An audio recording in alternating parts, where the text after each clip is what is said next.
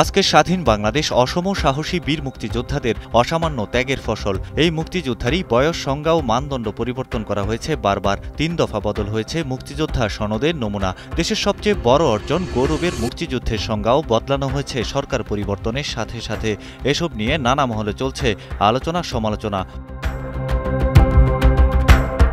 মুক্তিযোদ্ধার সংজ্ঞায় পরিবর্তন এনে সবশেষ মঙ্গলবার রাতে এক অধ্যাদেশ জারি করে জাতীয় মুক্তিযোদ্ধা কাউন্সিল আইন সংশোধন করেছে অন্তর্বর্তী সরকার। এই পরিপ্রেক্ষিতে অনেক গণমাধ্যম বলছে শেখ মুজিবুর রহমান সহ ৪ শতাধিক নেতার মুক্তিযোদ্ধার স্বীকৃতি বাতিল করা হয়েছে, কিন্তু তা নাকচ করে দিয়ে মুক্তিযুদ্ধ বিষয়ক উপদেষ্টা ফারুকী আজম বুধবার সকালে জানান, শেখ মুজিবুর রহমান ও ৪ নেতাকে অবশ্যই মুক্তিযোদ্ধার তালিকায় রাখা হয়েছে, তারাই মুক্তিযুদ্ধ পরিচালনা করেছেন।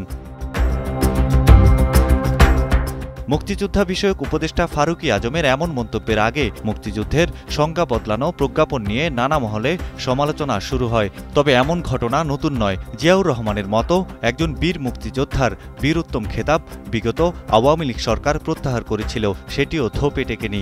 আবার ইতিহাসের নির্মম সত্য হচ্ছে, প্রচুর সুবিধাবাদী লোকও মুক্তিযোদ্ধার তালিকায় অন্তর্ভুক্ত হয়েছেন। এমন অভিযোগে বিভিন্ন সময় অনেকের সার্টিফিকেট বাতিলও করা হয়।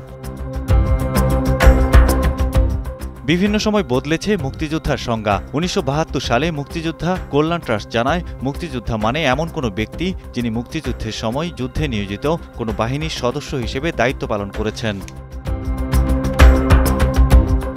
২০১৬ সালে ৬ নভেম্বর প্রকাশিত গেজেটে মুক্তিযোদ্ধার সংজ্ঞা নতুন করে নির্ধারণ করে তৎকালীন আওয়ামী লীগ সরকার। ওয়ালটন আবারও মিলিয়নিয়ার অফারে ওয়ালটন ফ্রিজ কিনে আপনিও হয়ে যেতে পারেন মিলিয়নিয়ার। মিলিয়নিয়ার ছড়াছড়ি দেশ জুড়ে, এটা শুধু ওয়ালটেনই পারে।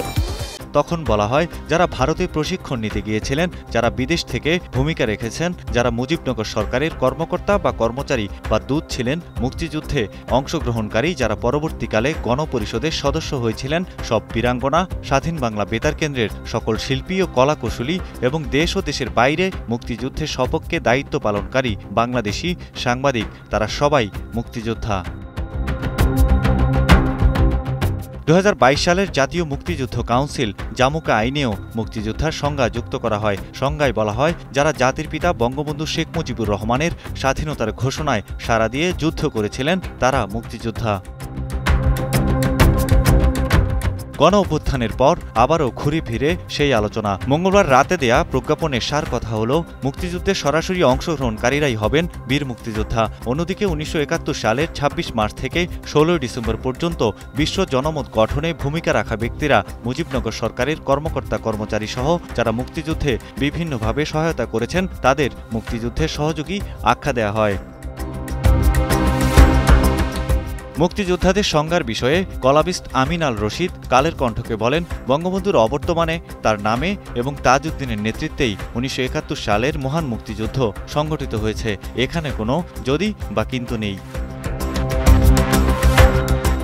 জাতীয় নাগরিক পার্টি এনসিপির উত্তরাঞ্চলের মুখ্য সংগঠক সার্জিস আলম মন্ত্রণালয়ের সমালোচনা করে বলেন, তাদের কাজ ছিল মুক্তিযোদ্ধার নামে সুযোগ সুবিধা নেয়ার জন্য আওয়ামী লীগ আমলে যারা নতুন করে মুক্তিযোদ্ধা সেজেছেন এবং ভুয়া মুক্তিযোদ্ধা তাদের খুঁজে বের করে তাদের মুক্তিযোদ্ধার সনদ বাতিল করা, কিন্তু তা না করে মুক্তিযুদ্ধ চলাকালীন মাঠে থেকে যারা বিভিন্ন গুরুত্বপূর্ণ ভূমিকায় সরাসরি অবদান রেখেছেন, তাদের মুক্তিযোদ্ধা তালিকা থেকে বাতিল করার মতো অপ্রয়োজনীয় কাজ কোনোভাবেই কাম্য নয়। যদিও পরে তিনি তার পোস্টটি মুছে দেন। Desk report, Kaler Kantho.